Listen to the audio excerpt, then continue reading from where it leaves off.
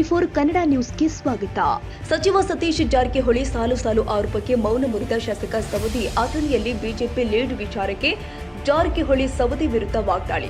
ಸಚಿವ ಸತೀಶ್ ಜಾರಕಿಹೊಳಿ ಆರೋಪಕ್ಕೆ ಸವದಿ ಪ್ರತಿಕ್ರಿಯೆ ನೀಡಿದ್ದಾರೆ. ಬಿಜೆಪಿ ಲೀಡ್ ಆಗೋದಕ್ಕೆ ಹಲವು ಕಾರಣಗಳು ಇರುತ್ತೆ. ನಾನು 2018ರಲ್ಲಿ ಅಥಣಿ ವಿಧಾನಸಭಾ ಕ್ಷೇತ್ರದಲ್ಲಿ ನಾನು ಕೂಡ ಸೋತೆ. ನಂತರ ಲೋಕಸಭಾ ಚುನಾವಣೆಯಲ್ಲಿ 36,000 ಮತಗಳು ಬಿಜೆಪಿ ಪಕ್ಷಕ್ಕೆ ಲೀಡ್ ಆಗಿದೆ. ಕೆಲವು ಕ್ಷೇತ್ರದಲ್ಲಿ ಪಾರಂಪರಿಕ ಮತ ಇರುತ್ತೆ, ಅಭ್ಯರ್ಥಿ ಮತ್ತು ಪಕ್ಷ ನೋಡಿ ಕೆಲವು ಸಲ ಮತದಾನ ಆಗುತ್ತೆ.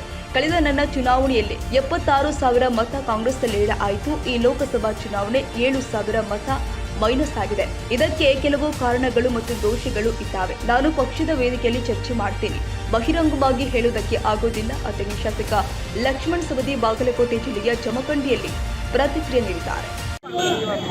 ಬಿಜೆಪಿ ಲೀಡ್ ಆಗಿರ್ತಕ್ಕಂಥದ್ದು,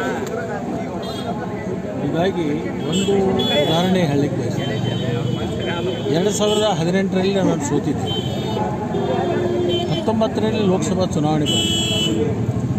ಅಲ್ಲಿ ಬಿಜೆಪಿ 36,000 ಲೀಡ್ ಆಯಿತು. ಇದಕ್ಕೇನು ಉತ್ತರ? ಕೆಲವೊಂದು ಪಾರಂಪರಿಕ ಮತಗಳಿರ್ತವೆ ಕೆಲವೊಂದು ಕ್ಷೇತ್ರ.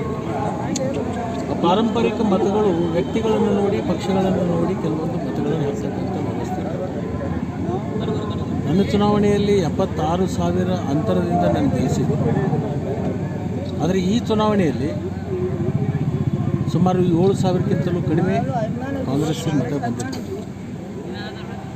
ಅದಕ್ಕೆ ಕಾರಣ ಅಂತಂದರೆ ಕೆಲವೊಂದು ದೋಷಗಳಿದೆ. ಅದನ್ನು ಪಕ್ಷದ ವೇದಿಕೆಯಲ್ಲಿ ನಾನು ಚರ್ಚೆ ಮಾಡ್ತೀನಿ. ಅದನ್ನು ಬಹಿರಂಗವಾಗಿ ಹೇಳಲಿಕ್ಕಾಗೋಲ್ಲ. ಚುನಾವಣಾ ನಿರ್ವಹಣೆಯಲ್ಲಿ ಅವರು ಎಡವಿರ್ತಕ್ಕಂಥದ್ದು ಕಾರಣದಿಂದ ಇದು ಆಗಿರ್ತಕ್ಕಂಥದ್ದು.